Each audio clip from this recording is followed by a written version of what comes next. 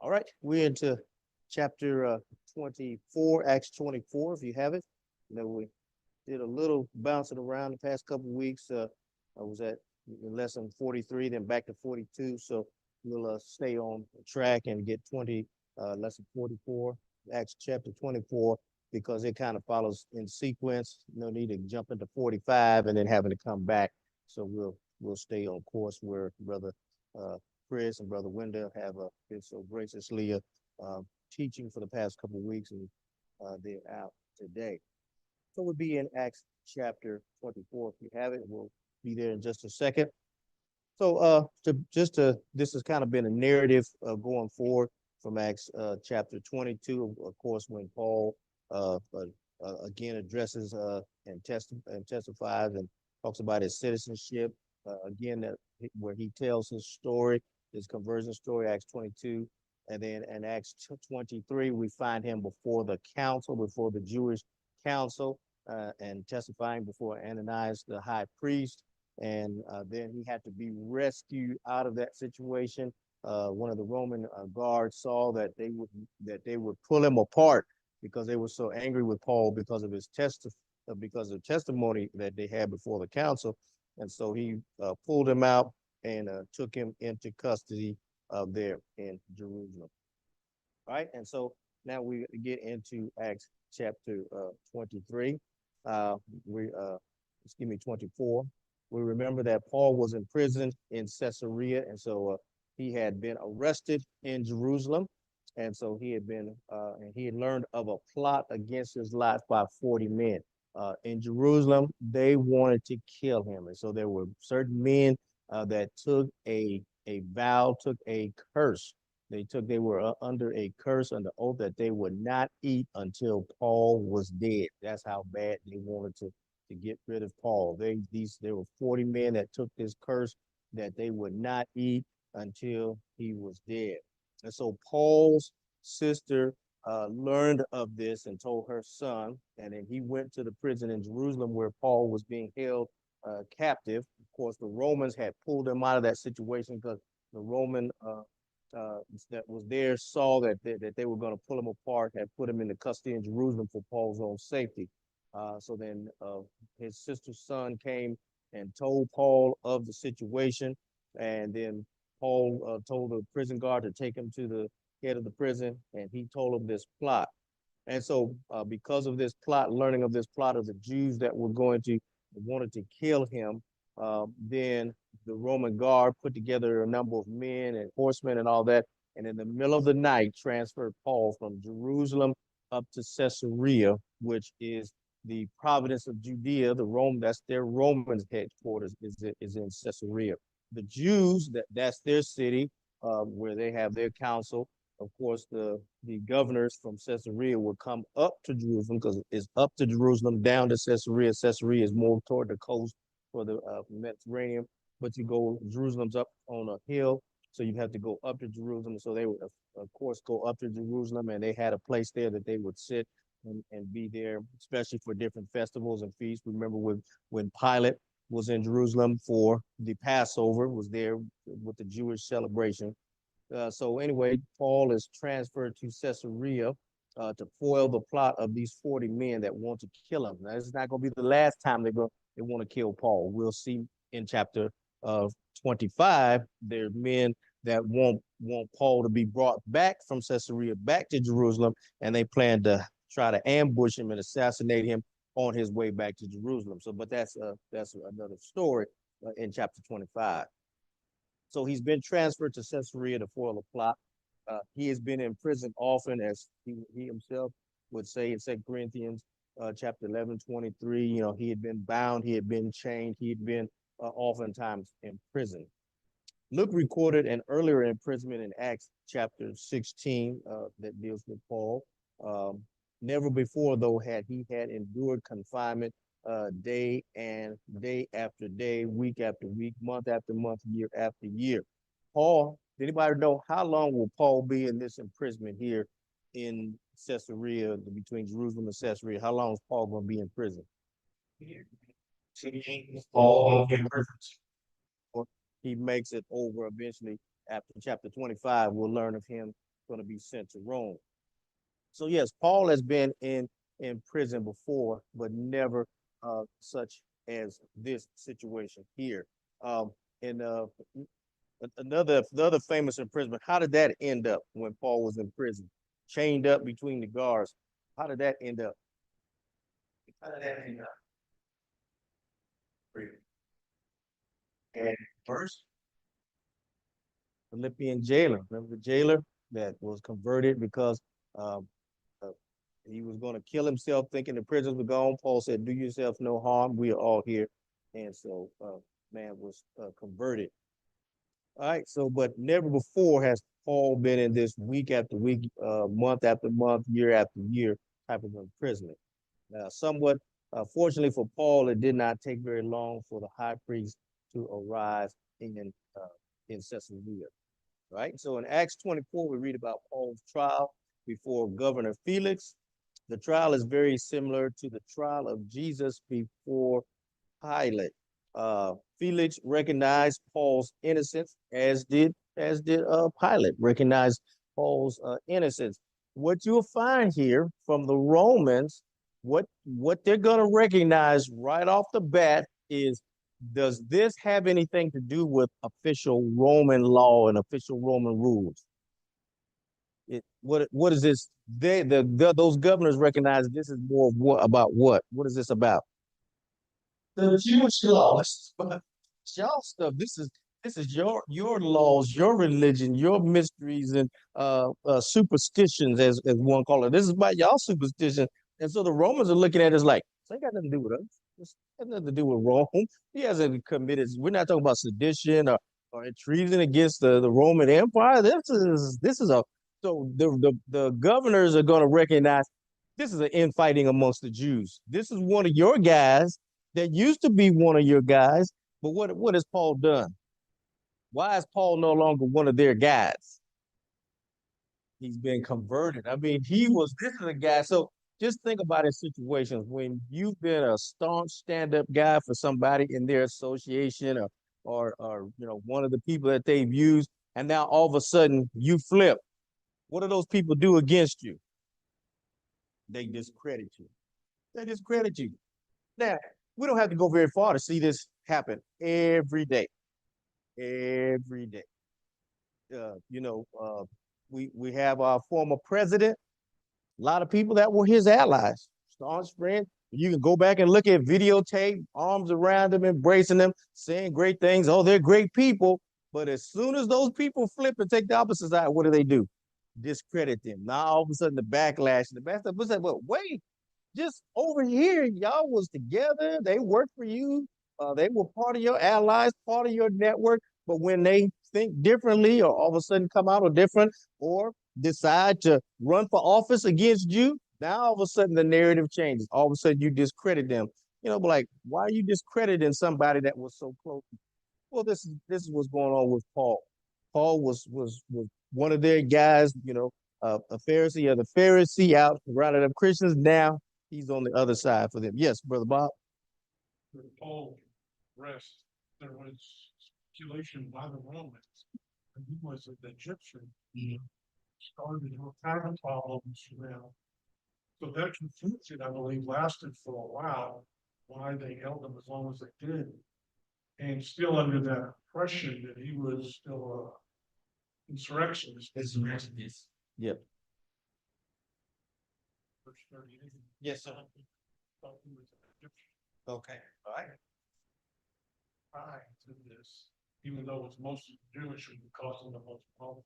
Yeah. And so from this narrative, we'll get more. We'll see more of how the governors start to hear from his testimony where Paul's really at. What's going on? Yes, Brother Mike.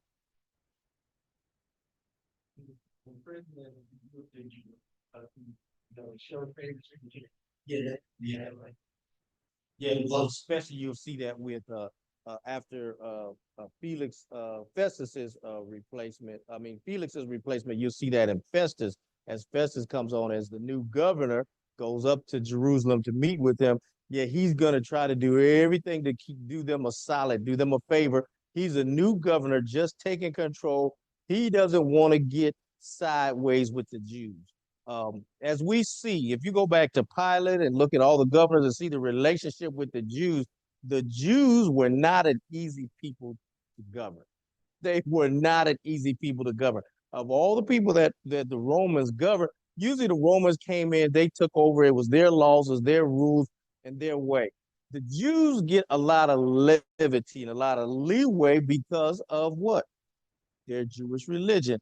Everybody else polytheistic, the Jews monotheistic.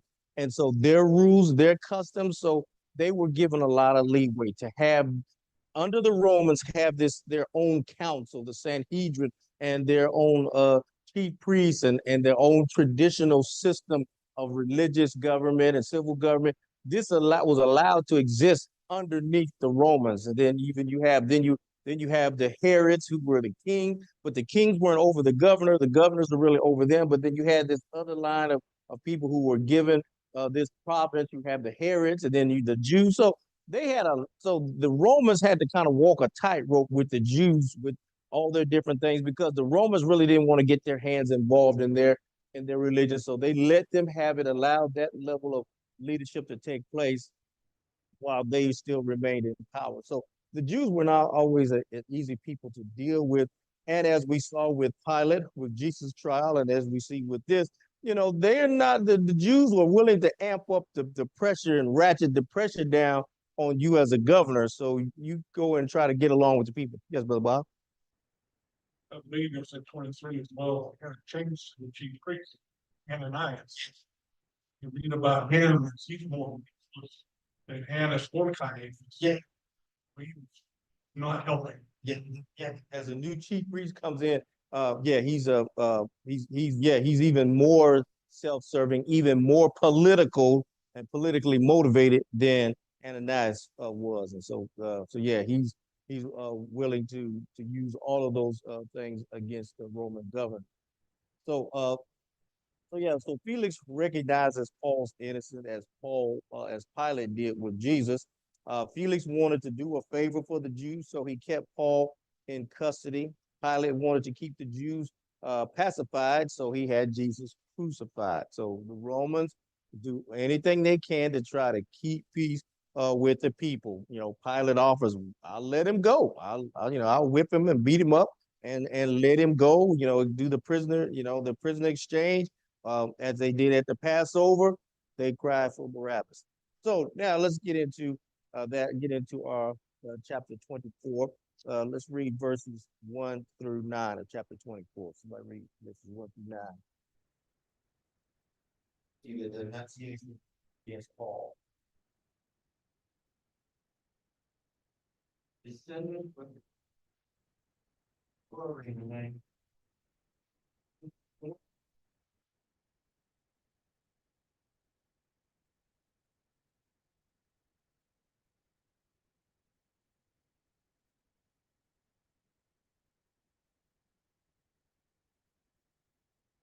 By all prophets, be accepted always and in all places, most noble Felix, with all thankfulness. Notwithstanding that I be not further tedious unto thee, I pray thee that thou wouldst hear us of thy clemency of that you were. For we have found this fellow a testament fellow, or found this man a testament fellow, and a mover of sedition among all the Jews throughout the world, and a ringleader of the sect of the Nazarene. Oh, verse 9. Now, okay. Who also had gone about to profane the temple, whom we took and would have judged according to our laws. But the chief captain, Lysias, came upon us, and with great violence took him away out of our hands, commanding his accusers to come unto thee by examination, of whom thyself makest thy knowledge. All these things whereof we accuse him. And the Jews also assented, saying that these things were so. Okay, so now, as this orator, Tertullus has said, the chief captain, Lysis, rescued Paul out of the situation. Now, of course, he put a little spin on with great violence. Who was doing the great violence? It was such a huge reason why Lysis came into the situation because he saw that they were going to pull Paul apart. They were going to tear him to pieces. So he came in like, whoa, and he intervened to get Paul out of there to save him. But when they spin it like, oh, yes, Felix, that with great violence, they came and the guard took Paul away, like they injured him. No, it was the other way around. They had great violence. And so the Roman guard Lysis moved in to just kind of get Paul out of the way. And then they took him on up to Caesarea. Eventually got him up to Caesarea because of the plot against him. So now Ananias had led the attack against Paul and the trial before Felix. And so he's probably unhappy about the fact because it's a 60 plus miles trip from down from Jerusalem. When we say Jerusalem's up, Caesarea is down. Caesarea is on the coast. Remember, Matthew, what tells us that? Matthew 16:16. Remember when Jesus came into the coast of Caesarea Philippi. Caesarea Philippi is on the coast, Mediterranean. So it's low. Jerusalem's high. So you have to come down and make the trip down to Caesarea, about a 60-mile trip. So Ananias is probably not happy. He's joined by the elders who were members of the Sanhedrin. And he brought with him an attorney, they say call him an orator. Well, that would be an attorney, the advocate. Tertullius was trained in the art of legal persuasion. The Greek word translated attorney means orator. Because like in court, what's one of the main things you have to do in court? You have to speak well. You have to speak well. You have to be convincing. You can have all the knowledge in the world, but if you can't speak and if you can't talk, if you can't capture the imagination, if you can't be convincing, how many trials have you seen where the facts were on this side of the case? The facts. They had the facts. They had the facts to put somebody away, but this guy had the better lawyer. Money buys the better lawyer. You have a better lawyer, and if they're able to talk, able to think on their feet, able to spin and put things around, you on your side, if you're not that good with orator and skill and all that stuff, you might have the truth. You may have the condemning evidence and weapon, but if you get a good lawyer who's an orator on the other side, they will chop you up. Because in court, is it about innocence or guilt? Say no. No. Court is about what can you do? What can you do? And so if you're a great orator and speaker, you can talk convincingly and you can sell anything in court if you are convincing and you can talk convincing, you can poke holes all through their evidence if you are convincing. All right. So and anyway, in our court system, it's not about an absolute slam dunk. The jury just has to be convinced beyond a reasonable doubt. That's all you got to do. So anyway, we have an attorney here, Tertullius, who's here, who's an orator. Right away, you can tell what tells you this man's an orator. Look at his speech. What does he do? How does he talk to Felix?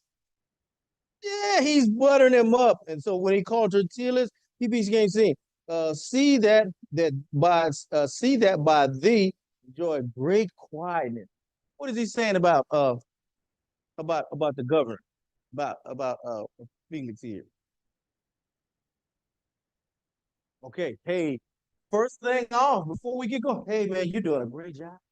You're doing a great job. You're doing an excellent job. See that we enjoy great quietness, that very worthy deeds are done unto this nation by your providence. Oh man, he's laying it on thick. Man, you're doing it, man. First of all, before I just start, let me tell you, you're doing a great job. You're doing a really good job. And, man, we really enjoy some good things that are being done because of your providence. Well, got to make that guy kind of swell up. Well, thank you there. So, of course, the mutual gratification here that is going on. And further, we accept it always and in all places, most noble Felix, with all thanksgiving. You can almost see the lawyer. He's bowing down in deference and honor to him. Notwithstanding that I be not further tedious. So the next thing, let me not take up a lot of time here. I don't want to be tedious. I don't want to be labor the point, but let me just give me a few minutes, Governor, and let me lay out my case. That not be further tedious unto thee. I pray thee that thou wouldest hear us of the clemency, what? of a few words. I'm not going to take a lot of time, and I'm not going to use many words to make my case. And we want your clemency in this situation. So, yeah, this guy is good. He's good. Now, in Acts 25, when they go up and are brought up, now with Festus, they don't have this lawyer. They don't have it. And so their defense is more raggedy when they go up in chapter 25, because now they're going to go up with the new high priest, and then a bunch of Jews, Paul's going to be kind of middle. They all just going to gang up around him and all walk around talking and making accusations against him, which goes against Roman law. You're supposed to stand up one at a time, make your accusations, but they all just kind of gang around. So yes, so in 25 it's going to be different because they don't have the orator, they don't have the lawyer with them in Acts 25. But here in 24, this guy, you have him, and so the turn began with what we call nauseating flattery. Um, and the Bible talks about that, vain words, empty speech. Um, we even heard the term, man, your speech it was empty calories, empty. There was nothing filling up, nothing that was good, nothing that was useful. It's just empty, just flattery, just buttering and pouring it on. And so it just he has a lot of nauseating flattery, trying to, of course, get the deference of the governor. He had put down several rebellions, uh, but he did it with such ruthlessness. This is the governor that enraged even moderate Jews. Most Jews would have said whatever peace existed was despite him, not because of him. So, really, what's the lawyer doing? Lie. He's lying. This man has not done great things. His governor has been ruthless. He's ruthless. All right, so you have Felix here, who was ruthless. Festus is a more just. You'll see in chapter 25, Festus is more just. He's more even keeled. Now, he was just. Now, after him, the other two governors after him, ruthless, bad. Felix before him, bad. Festus was more even keeled. Festus wanted to be a good governor. In fact, when you see in chapter 25, he goes up to Jerusalem, trying to talk with the Jews, trying to see, hey, what can we do to kind of work things out? I want to try to keep the peace here. So Festus is more a little level-headed. But yeah, Felix is ruthless. But here's a lawyer buttering up. Oh, we had great things from you, sir. Really good things. No, he's been ruthless, and you've kept the peace. No, he hasn't. If anything, is the Jews. If anything, is the Jews not starting to revolt? That's what's kept the peace. Is the Jews have kind of been restrained and have not gone after him. Now that's not going to last long, because by AD 66 is going to be a major revolt amongst the Jews. But so the lawyer is using all this flattery. Uh, he made three charges against Paul. The first one was a personal charge, for we have found this man a real pest. This man's a pain. He's a pain. He's a real pest. The phrase real pest can also mean a plague, pestilence. In other words, Paul was a first-class troublemaker. That's what they're trying to paint Paul. So the first charge is, hey, this man, he's just a troublemaker. He's a troublemaker. What do they do that against? What do they say about the Lord? He's stirring up the people. He's stirring up. That's why they want to get rid of Jesus. Yeah, Jesus now. Jesus is doing good things. Jesus is helping people. And the problem with the Jews during Jesus' day is what? Jesus getting more attention than they are. That's the threat to them and their hierarchy, their position. And, because they even say, we let this guy live, we will lose our seat. Romans here, they're underneath there. If we let this guy continue, we're going to lose our seat. We're going to lose our spot. This guy's going to threaten the hierarchy here. If we let him become a bigger superstar than us, Jesus is coming on and threatening their position. So, of course, they got to bring him down by, oh, he's a troublemaker. He's just stirring up the people. And they brought some people in to trial to lie and say he's caused trouble. And so we know that's true. Now, the second charge that was leveled against him was a political charge. Paul is a fellow who stirs up dissension among the Jews throughout the world and a ringleader of the sect of the Nazarenes. So this is an old charge, hold over. He's stirring up. After the death of Jesus, The one thing that they did not want out is what? What's the one thing after the death of Jesus that the Jews don't want circulated around?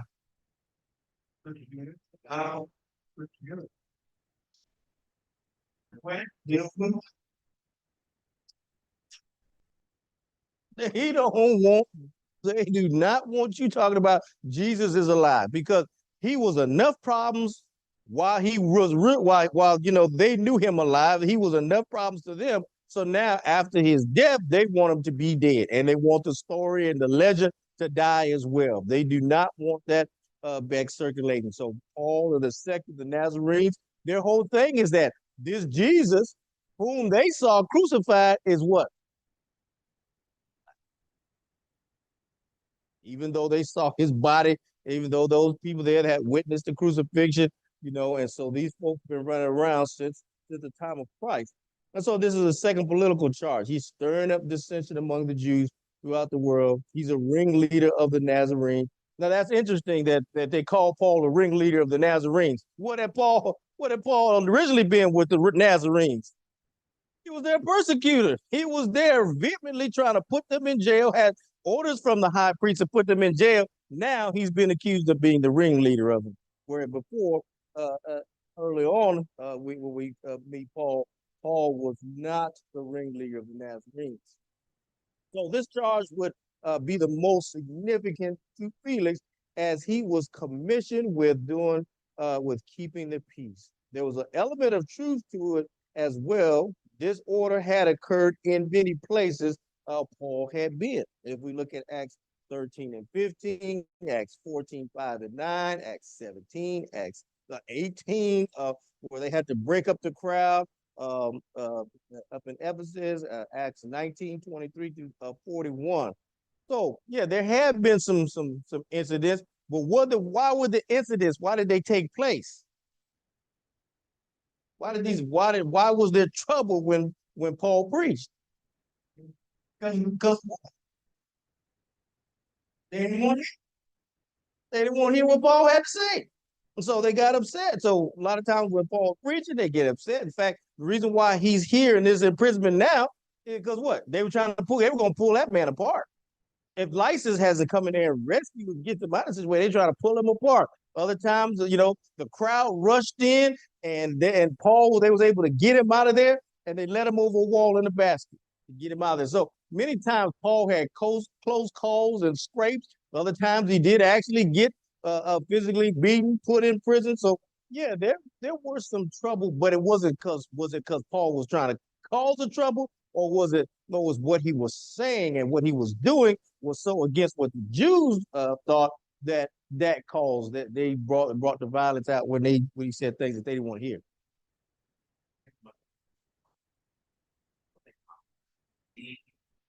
That this divorce, this theology, this gospel had debated a lot of the Jews. Yes. And they accused them of being the ringleader, the move of this thing. And so it speaks to what God can do in the midst of men. Yes. And that everyone is not going to this. And there are those hearts we want to catch. And that's why it's so important, so important that we as the church preach that gospel right now. Because you have men out there that will obey. There are men that will obey. Yet the church has an awesome responsibility to preach in a dark, gloomy world. Right now, we can look at our country and itself. It looks horrible. Yeah. But as long as we have breath in our bodies and we know the gospel, there is hope. Yeah. But for everyone that turns it down, somebody that wants it. You just gotta find it. Yes, Brother Michael. You're very smart. Yeah, yeah. Use that term, Nazarene. Yeah. Yeah. Yeah. Yeah, that's people want to put something down. They take something and make it a term of contempt. And then so, like people with us today, they'll call us, they used to look at us as, teaching the Bible, or there's no Bible cover. Or they call us, Catholics, Yes. or they would call us, water salvationers and stuff like that. Yeah.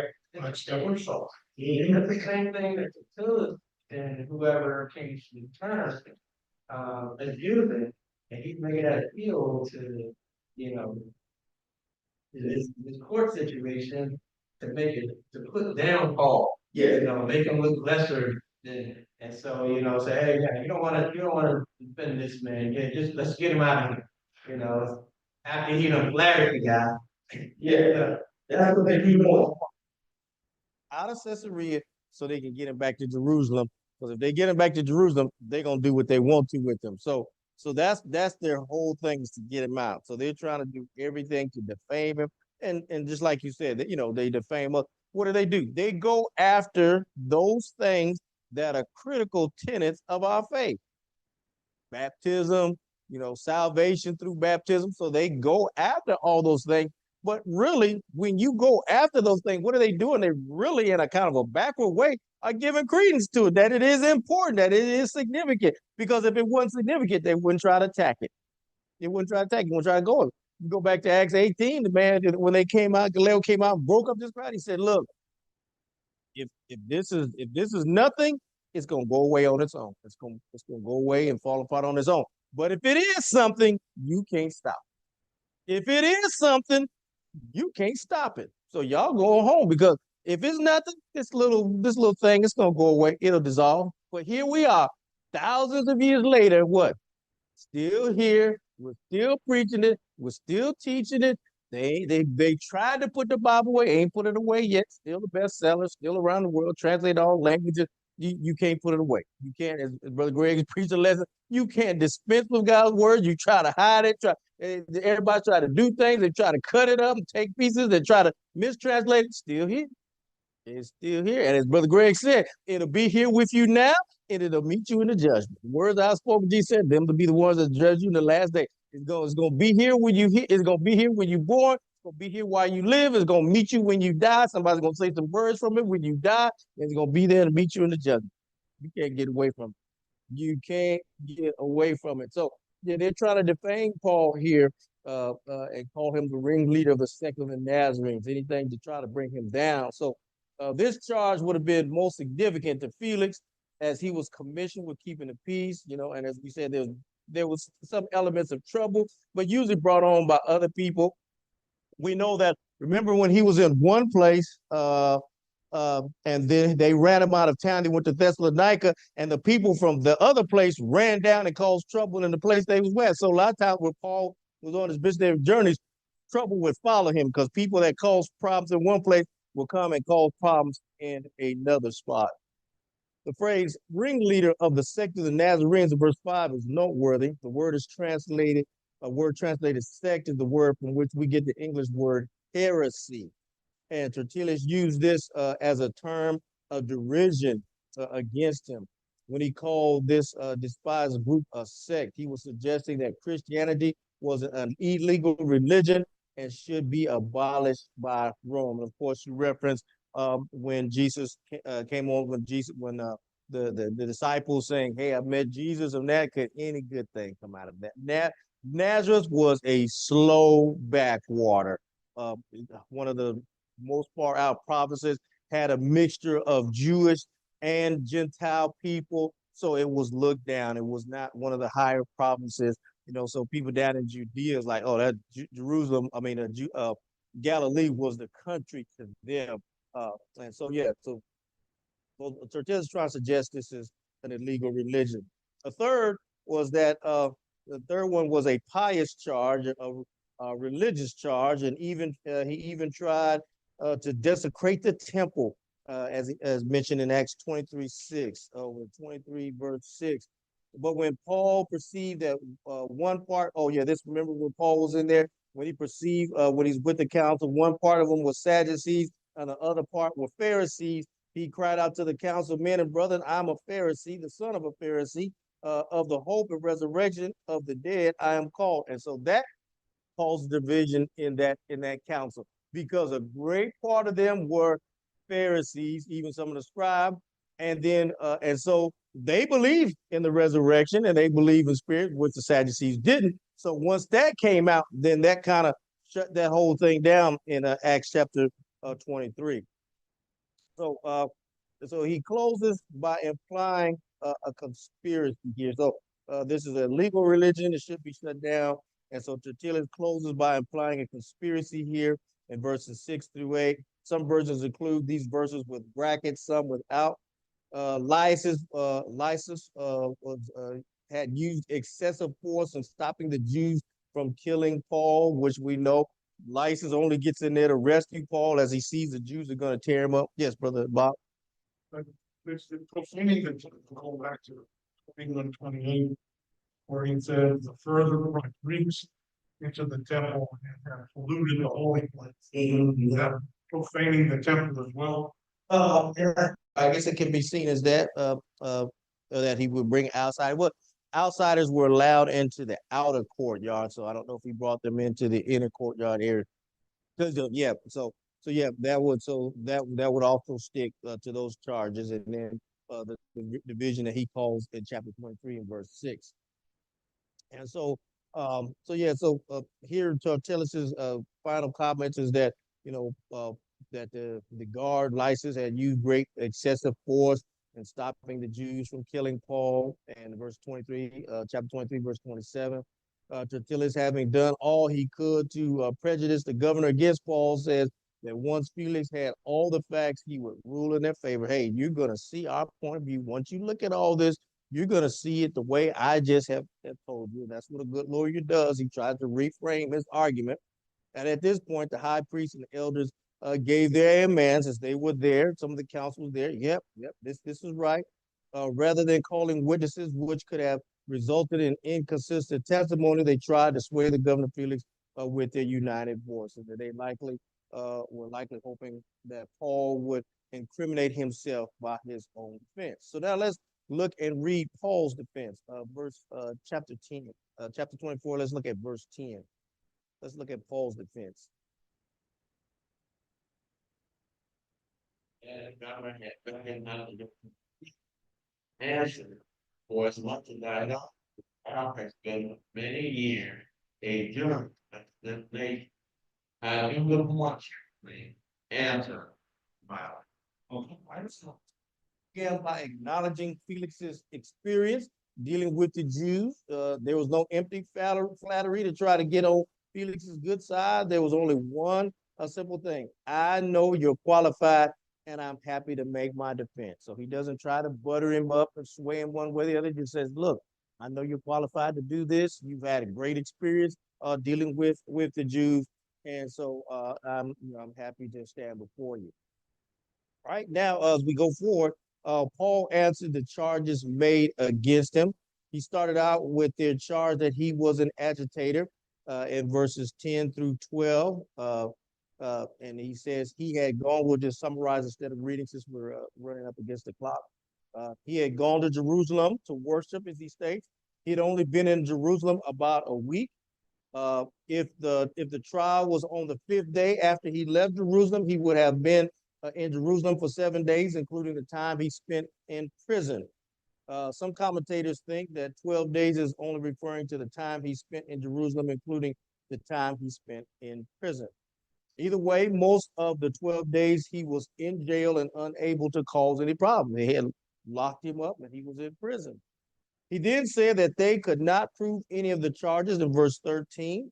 They dealt only in heresy and accusation, and just because you're accused, that's not evidence. They didn't bring any evidence. They just brought an accusation made by their lawyer. He did, though, plead guilty to one charge. He acknowledged that he was a Christian in verse 14 and 15. But this I confess unto thee, that after the way which they call heresy, so worship I the God of my fathers, believing all things which are written in the law and the prophets. Now, notice what Paul does here. Paul says the God of my fathers, which would be the God of their fathers. But what does Paul do? He connects them together. The God of our fathers, because they believed in the God of their fathers, Abraham and Isaac and Jacob, going back to their heritage. But he connects the law of the prophets to what? To now and to what? This sect that you calling me, that you call it heresy, that you call it sedition, this sect, he's connecting the two of them together. That this, the law of our fathers, I mean, the God of our fathers is connected to what? To this now, to what I believe in now. So he confesses in verse 14, I confess to thee after the way, which is called heresy. So worship I the God of my father. So I thought as I was listening to that again, I was like, that's unique. Yes, Brother Greg. Because maybe will make them here. So. Yeah.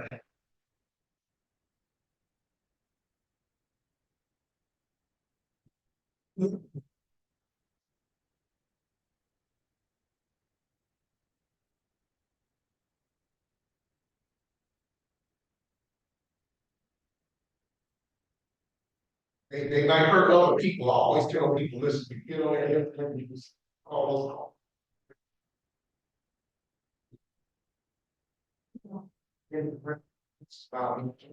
yeah, yeah. Give us a very, give us a very. Give. Yeah. So Paul connects to, he spoke of the hope of the resurrection, both of the righteous and of the wicked. The high priest was a Sadducee who did not believe in any resurrection. However, the Sadducees were there, who were there did not challenge Paul on this point to present a united. They wanted to, the Sadducees wouldn't contend Paul on that point because they want to present a united front with their Pharisee brethren who were all there. So they didn't jump out because the Sadducees and Pharisees don't agree on those points. Paul also asserted that his conscience was clean. I have lived in good conscience before God, before God and man.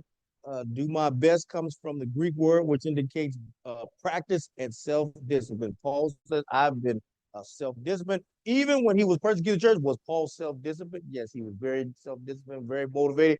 When he left that, he's been self. So Paul said he's been the same ever since. Paul said, I never did anything that violated what? My internal conscience. When I thought what before when I was persecuted, he did it because what? He thought it was right. And so he thought it was the way he thought it what he should do until he came into contact with Jesus Christ on the road to Damascus. And then when he was turned around, then he did this thing because now this is what I believe. So whatever was it, his belief structure, he did not violate that. When he was over here, he did that honestly, openly because he did violate it. And then when he got over here with Christ, he did not violate his conscience. He did his best. All right, and so he explained as we end his final charges of trying to defile the temple by telling Felix what really happened, that he had been in Jerusalem for several years and had come to bring help for Christians in Jerusalem. We know that the help that he's collected from the churches in the Gentile world. He was purified when they found him, and there was no crowd of disturbance. These facts could be confirmed by the temple record. He inquired about the Jews from Asia who initially brought the charge against him, and they were nowhere to be found. He concluded with a direct challenge to the Sanhedrin's delegation. His point in verse 24, in chapter 24, verse 20 and 21, was that if believing in the resurrection were a crime, the Pharisees who were part of that delegation, you guys are guilty as you know, and we're going to leave it there. That kind of takes you through there. And so now, brother, yes. He did too. He pointed out the fact that then accusers, his original accusers were not. Yeah, That's important. yeah. Those folks from Asia that had brought the charge against him, they were nowhere to be found. So, you know, nobody there to directly accuse him. So, so now we'll next week when they pick up, they can pick up with that last part, the delay of Felix, and we'll see what happens going into chapter 25. And so now, of course, there's going to be a delay. Felix is going to normally when governors leave, they can have one final act of clemency and let somebody out of jail. Uh, uh, Felix is going to leave the area and leave office, and the new governor Festus is going to come in and he's going to leave Paul in jail. There to appease the Jews. And so now in chapter 25, this issue becomes Festus' problem. Now this is your problem. This guy in prison, and Festus knows nothing about him, nothing about the situation. But he gets in there quickly. He finds out what's going on with this weird little guy that's been left in his prison, left over from the reign from the governorship of Felix. So but that's pretty much you got it. You can go back and read that. You see the charges that were made. You see Paul's defense, and then you can read about at the end of chapter 24 the delay, and that will set you up for next week and verse in chapter 25. All right, folks, appreciate you again. Thank you so much. Hopefully, one of our other brothers will be back with you. If not, then we'll be back with you next week. So at this time, let us prepare for worship.